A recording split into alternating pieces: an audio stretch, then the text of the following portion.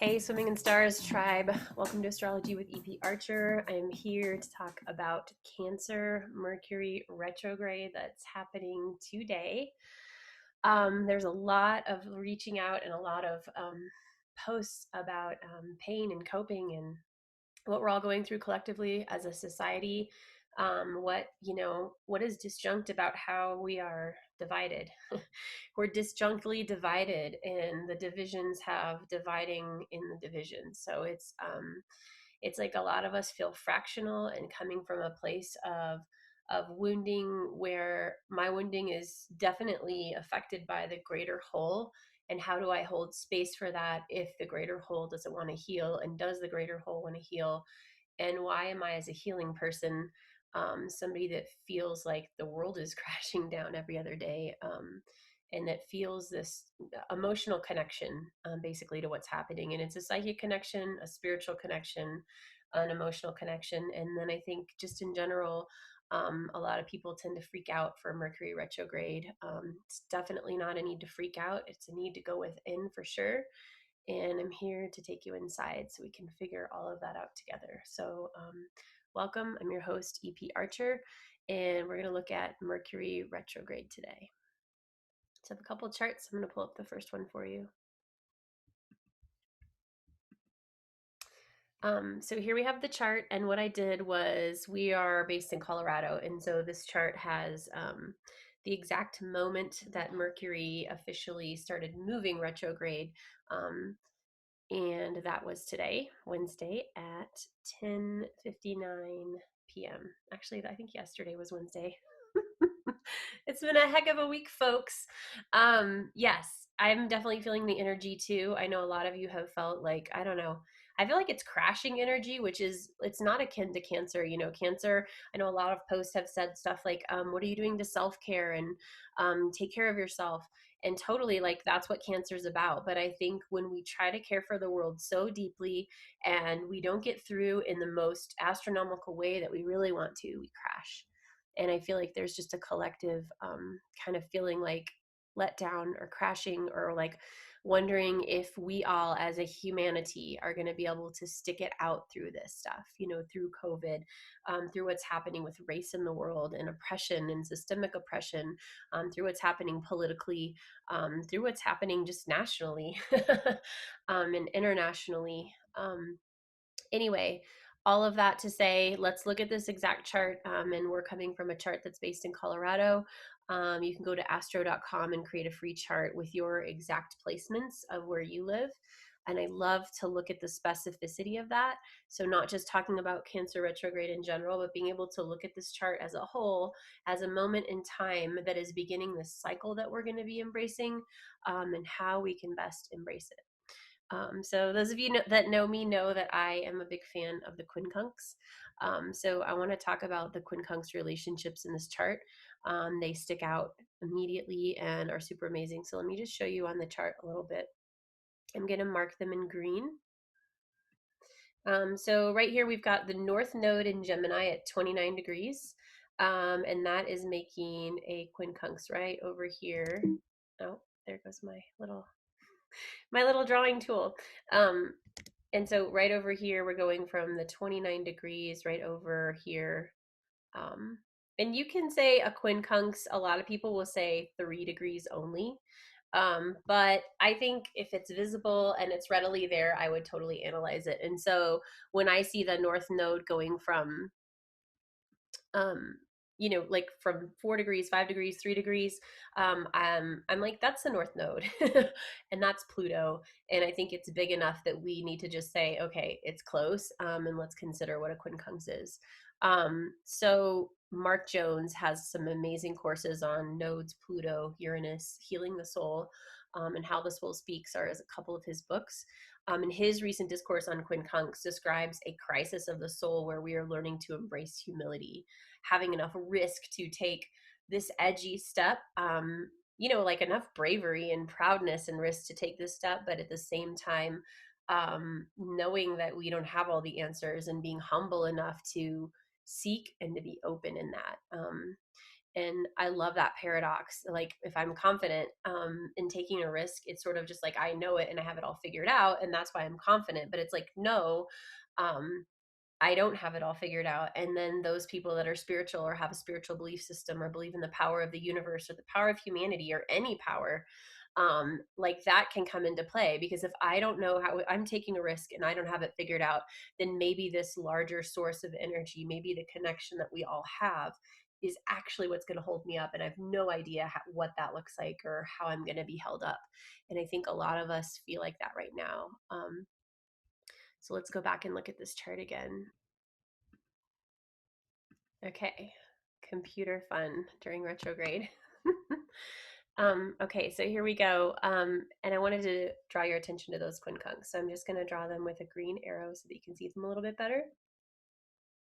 So right here, we were saying there's 27 and 29 degrees here. I know a lot of you are researching star seeds, and those late degrees are definitely applicable. And so we've got late degrees here of Gemini, and not quite as late of Capricorn, but the nodal axis right now is at 29 degrees. And so when we look at that over to Pluto and Jupiter, that's within 4 and 5 degrees. I would definitely look at that. And then when you look at the sun, it's even tighter. So the sun, for sure, we can say officially under everyone's standards, makes a quincunx here to Jupiter and to Pluto. And so the sun is who you are and your expression. In this fifth house, it's being an uncensored version of yourself in every way, in the way that you express, in the way that you have sex, in the way that you create life, whether that's children, whether that's your life's work, your project, whatever it is that you collaborate with other humans on a larger scale to do can be covered in the fifth house. And having the North Node there is like a reinforcement of who you are on many levels. So I am this person in my human body doing something, but I'm also someone that is operating in another dimension on a spiritual level and operating on another level in a soul level. And it's kind of like if you think of shamanic journeying, where you can go down to the underworld or up to the overworld. It's like existing on all of those planes that are below, above, and everything in between, and sort of existing in that way is how I think of it when we have the sun and the North Node together. And then there's our Mercury retrograde, like, hey, I'm chilling right here with y'all in the fifth house, and we're just like, oh my gosh, I'm trying to embrace my destiny, and you are retrograde in Cancer. What do I do with that? Those of you that are Cancerians or even water signs know the general revolution within the soul, that is the taking on of feelings, of emotions, of psychic material, of the weight of the world. And it's willingly. It's not like get your shit off of me. It's like, oh my gosh, I'm willingly embracing the weight of the world, and it's part of who I am, and it's part of what I do. And especially if you have a sun or a moon in water signs, it's like this feeling like, of course I'm going to hold that for you.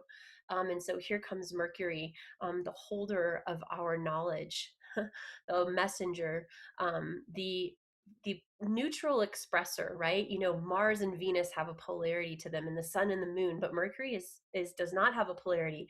Mercury is in this neutral zone of holding the key, of holding the information. And so when Mercury is in Cancer, there is a key holding the information of the emotional material that you need to process within, that is holding you back from being the truest expression of yourself. And especially because Gemini is hanging out too, it's definitely about finding and receiving information that feels completely akin to you, that feels crucial to your self-expression, that, you know, it's not going to go well without this information. Just think of any profession or any type of project you would have, to go into that full-heartedly with all your passion, but not have the right information or not have enough information. And Cancer, your information isn't coming to you through, you know, like a spool of ideas or a bunch of writing or a bunch of reading. It's coming to you intuitively and on this deep level. I was just talking with a client about that. It's like that idea of when you are sitting in this space and you're absorbing the energy, and that's how you're getting the information. It's on a deep soul level. So be willing, be ready and willing to sleep more, to journey more, to go deep, to be in the company and comfort of those people that assist and facilitate that, and to not be in the company of people that rip you out of that zone. That's like a nice hard boundary to put up during Mercury retrograde in Cancer. Let's look at these quincunx because I labeled them and then I haven't spoken about them yet. Um, Pluto in the 12th house. Those of you that have strong Pluto placements or strong 12th house placements know how crucial it is either way, anything in the 12th house and Pluto being in a significant placement. So when we think about the crisis of the self, Pluto is a crisis over what I'm trying to transform, what I can transform, what can be transformative. And the reason it's a crisis is because there's no middle ground. I'm either transforming or I'm traumatized. I don't get to sort of ride the wave and hope this too shall pass. So when I think of the North Node and the Sun contacting Pluto in a spiritual crisis of the self, it's a spiritual opening that has to empower us now. It can't wait. It can't be on a different scale. It can't be on a scale of conflict and hitting against things. It can't be on a scale of everything's going to be fine. It's got to be real and in tune and intuitive and deep in the earth. You know, Capricorn works really freaking hard all the time. There's never a question, will I work hard enough? Will I build this foundation? Will I be successful? Their passion and their heart is in it. It's going to happen. I don't have to doubt that trust for 1 second. And having Jupiter there is just sort of like our insurance policy. Jupiter's like, oh, did you think all this work was for nothing? Did you think you were going to work so hard and have your pain ripped out and have your everything that you feel ripped out of your chest and it was going to mean nothing? Because I'm here and it's going to mean something and I'm going to expand everything you do. Now, counterwise, I'm going to expand the fact that you aren't doing anything if you aren't doing something. And so when we balance the action of earth, air, and water, it's the knowledge and refinement needed to actually create roots and hard work that is informed by our spiritual and psychic connection to ourself, to others, and to the world. And that's what this Cancer Mercury retrograde is asking us to do, to have an unearthing to empower ourselves and the whole world. And you can see how in the bottom of the chart, like all of the planets just right at the bottom of the chart, this is a very personal opening. And so be close to those people that are emotionally connected to you, psychically connected to you, your healing tribe. In general, Cancer, the reason why it's comforting is because it's things that are healing that we don't have to ask for. They're just taken care of. So somebody that really sees you, somebody that can really embrace you, somebody that can be with you on all levels or at least more than one, is really crucial and amazing. And there's a part of this in the personal part of the chart where we have to do this, like we have to be strong and do this. So if you have a partner that's struggling, empower them to do that and give them the space that they need and the care that they need and the love that they need, and give all that to yourself. Cancer asks us to look in and to revisit any time when we didn't commune with ourselves in a way that would allow our fullest expression, when we didn't comfort ourselves enough to be able to be brave enough to break barriers and to go out. And I won't try to talk about the quincunx too much, but Cancer and Sagittarius make a quincunx. So it's like having the comfort in your soul and your heart enough to go out and push the boundaries of your highest truth and your most passionate expression. Um, and so an Aquarius is breaking down the boundaries that keep us from being humanitarian. The revolution that we need, that's so highly intelligent, that can actually bring us all together, but it feels like it's tearing us apart because this idea is so amazing and so revolutionary that a lot of people are like, whoa, I can't do that. And I think we feel that in the world today. We feel a lot of resistance to, I don't know how long I can do this. I don't know if I understand this. And just having the care and emotional space to foster that and to be able to be in a zone where we can be present, and accounted for, um, on every dimension and in every level is what's needed. So I send you love and peace and caring, and deep diving for yourself and acknowledgement among yourself and your closest loved ones. Namaste, and I will see you on the Swimming in Stars channel.